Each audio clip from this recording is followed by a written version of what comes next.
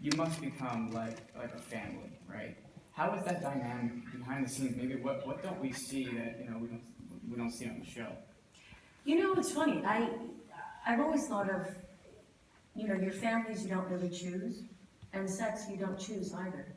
So much like a family, you kind of go in and you try to make it work.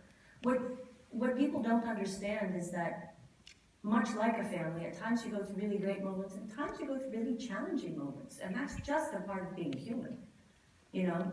And I always say the number one thing in a set is that you have to take care of the health of the set. Meaning, you have to take care of that family unit, you have to take care of each other, And I think for the most part we succeeded, but it's not to say that it didn't come with its profound level of work. We had to obviously do the work, the actual, saying of the lines and the scenes and all of that stuff, which in many ways that's the easy stuff. Being every day, working with people and knowing that sometimes people come in, and including myself, obviously, with things that are going on personally in your family, or things that are going on emotionally, or things that are going on physically, and how you deal with that, and how you cope with that, and how you rely on sometimes just a friend and say, how are you doing? Oh, today, you kind of just move through it.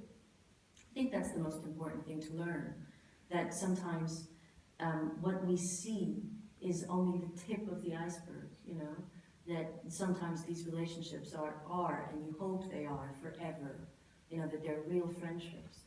And even though I go sometimes months without talking to some of them, I'm very close to Michael. And so him and I talk all the time.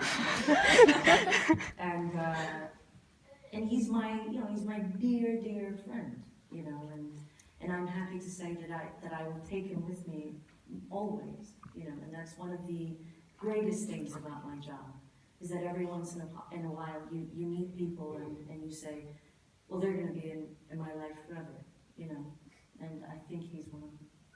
I'm gonna cry. I'm gonna cry. I'm gonna cry. You're gonna make me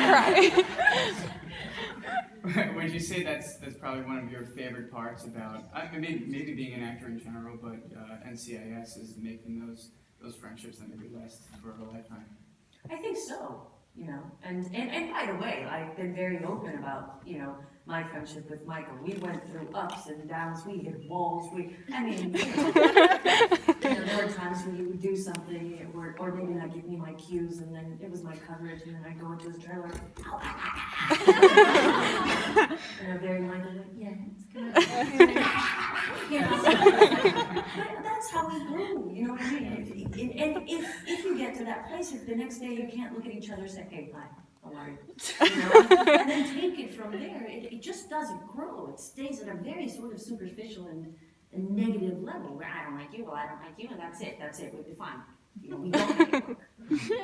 And for me, that's not really an option. And I don't think for him it was really an option, nor did he have an option. Not when you're working with me. Gotta make it work.